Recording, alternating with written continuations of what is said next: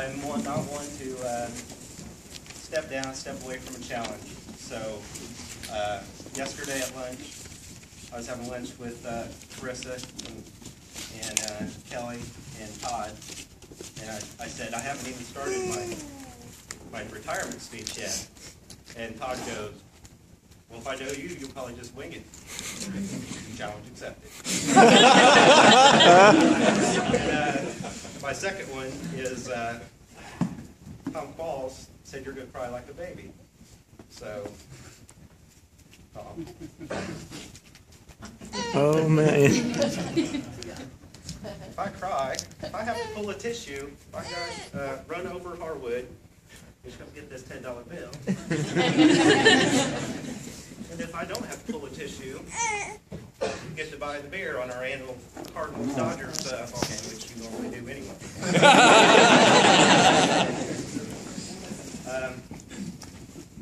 Chief Overton, Colonel Watkins, Colonel Newton, Colonel Mobley, Mrs. Mobley, Mark. Thank you for coming. Don? Damn, I'm going to move this to my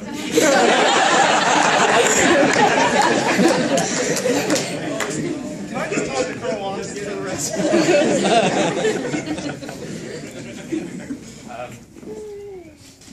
I know you didn't get a chance to read that inscription. You don't know what you cry because then that's what made me cry under the $10 shortage.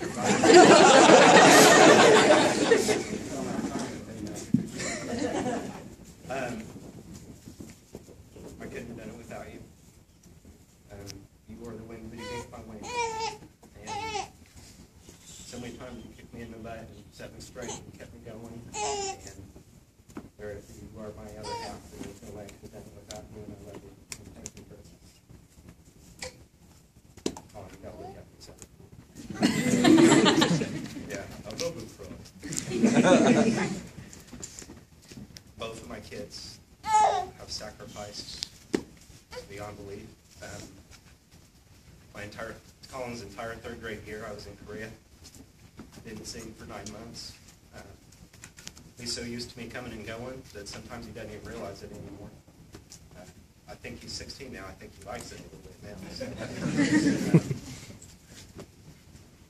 Carissa, your entire life has been sacrificed because of me.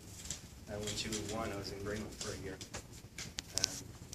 Her senior year in high school, I was in Osan.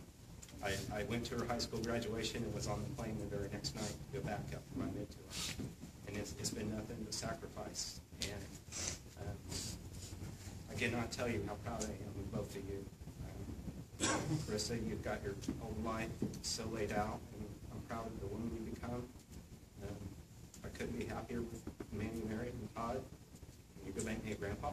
I got to hear that heartbeat the other day. And Colin, the future is yours. Whatever it is you want to do. Just don't pick up dog food for a living.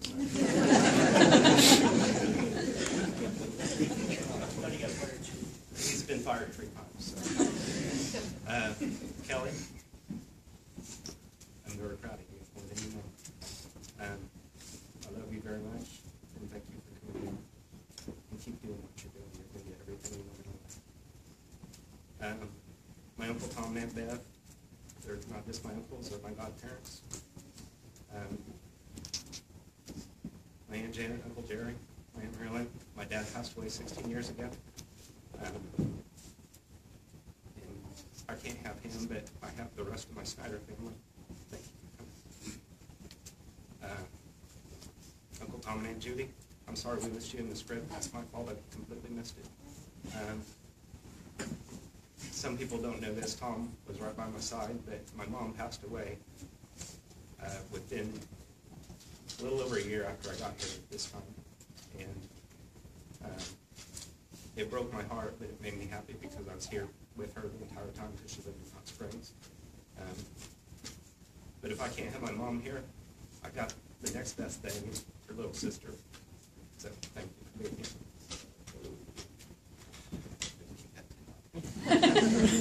I'm kind of going around the room since I'm winging it. Tom, easiest, best thing to describe it, you're my brother. I couldn't love you anymore. River Blood. And thank you for everything that you've done for me. And your partner in crime right there, Major Anderson. Those two are brutal on me going to a lunch. So I was so glad when Lieutenant Langenfeld got here, because then they started picking on him. Thank you. Love you, man. Jesse Lau, this is one of my success stories. I got a bunch of them, and we'll be here till 10 o'clock tonight if I tell them all. But he's one that got here as a brand new airman, grew up before my eyes, made staff sergeant, and he works for White House Comm now. And President Obama's phone needs to be fixed. Jesse Lau fixed it. And that makes me a lot more prouder than if I was fixing it, because I couldn't fix it. But that makes me proud. There's a lot of people. Is Will Taylor in this room? Will make it? There's a lot of people I'm very proud of. Wendy. A lot of folks that I've watched grow up. We're below Tech. Brand new airman, Staff Sergeant Winslow, brand new airman, Staff Sergeant. Aaron West, grew up before my eyes. I'm very proud of you all. Colonel Dusick, thank you for coming down. I imagine you remember this, but the year before I made chief, she knew I made it. And she got roses for Dawn and some champagne, and she brought Dawn in. And I didn't make it. My board scored rock, and I didn't make it. And I know you felt bad because of everything that you did. But you don't realize it, but that probably kept me going, because in my heart, I knew who mattered, the one I worked for. That's what mattered. You know, the board doesn't know me. You know, I was just a number. But in my heart, you wanted me to be achieved that bad. And, you know, I am an example of perseverance. Okay, my line number for chief was 8. I am an example of perseverance. So it all worked out. And thank you for doing that for me. Thank you for caring that much. And thank you for Colonel Mobley, sir. I couldn't ask for a better last commander. I've been very fortunate. The last 4 commanders, 3 of them are here. Colonel Swan, every single one of them is outstanding. And ROCCOM is in great shape. Thank you, Tyson. You're going places, sir. Chief Drew, my comrades, I miss you guys. Thank you for everything that you've done. Thank you for your professional mentorship with me. And I'm going to miss the camaraderie that you guys bring. ALS staff, could you guys stand up for a second? Could you guys come right in? These guys are charged with making airmen sergeants. And it's a tough job. And you guys are professionals, and every single one of you have my utmost respect. And I thank you very much for what you do every day. And I thank you for what you do. You don't realize the lives that you're touching now, the impact you're making on these young kids' lives, but you're making them NCOs and making them leaders. And I appreciate it for the part that you play in the Air Force. So thank you. And thank you.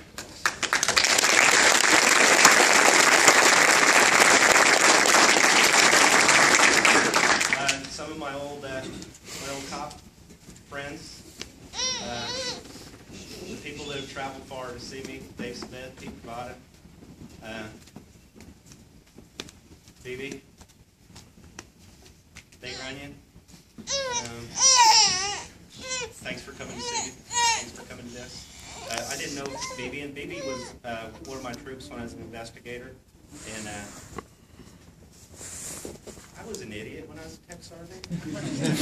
I thought I knew what I was doing, and he would purposely poke my button, push my buttons just to get me going.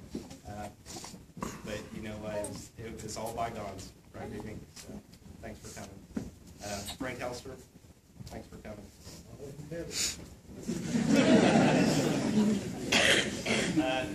To the men and women of ROCCOM, there's a scene in the movie Hoosiers with Gene Hackman in it, and they go through all the the state finals and everything, and it's a brutal test, and they've grown a lot together as a team and gone through their ups and downs, and the coach almost got fired, which hopefully I never almost got fired, but they went through a lot. And in the last scene, right before they go out for the state finals, Gene Hackman pulls them all together, and he goes, "I love you guys." And that's the bottom line. I love you guys. You were my brothers and sisters in arms. Some of you didn't realize how much I loved you when I was kicking your ass. I was loving on you. You might not realize it, but I was loving on you. So, I'm going to miss all of you, but I won't be father. You just might not recognize me with a little bit longer hair. I'm not done yet. Mitch and April Boyd, Barry Wanda Duncan, the Gardners. We've got friends, and then we've got the people that come to Las Vegas for a day to spend the time when your daughter gets married.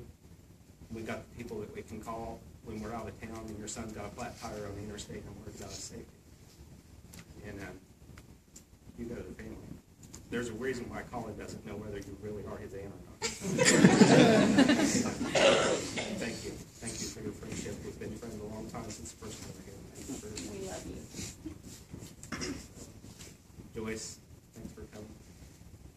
Jeff Bardsley, 1989, Chinook. One of my oldest friends in the Air Force. Mike Davidson from the cops. Back in first getting to Little Rock. So they called us the Chinook refugees when we came down here because there were about 10 of us. They closed Chinook and we all came to Little Rock at the same time. And I know they were like, "What the heck happened to Chinook?" And they started calling us the Chinook refugees because we all came at the same time. So. Beth, thank you for putting on my ceremony and for all the ushers and for playing your part. Brian, come here.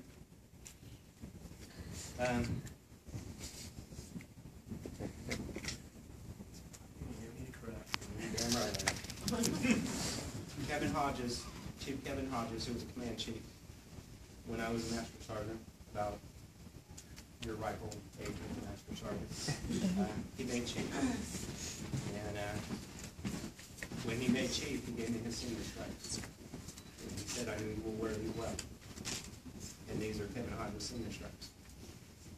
And I know you didn't get what you needed this year, but perseverance. Remember, my line number was 8. Yes, sir. I know you will wear these well. These are them now, but I have no doubt that you'll make that next year. And I'm proud.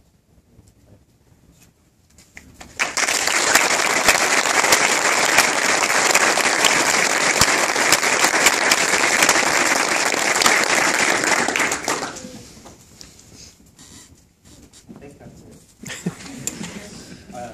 Mark, thank you for the invocation. You couldn't have picked better scripture quote. That's one of my favorites. Every time you're in the season, I'm forever perfect forever. Roxanne, as always, a beautiful voice. Thank you. And where's my flagpole and pin? Thank you. You don't have to be nervous now. That's it. Thank you.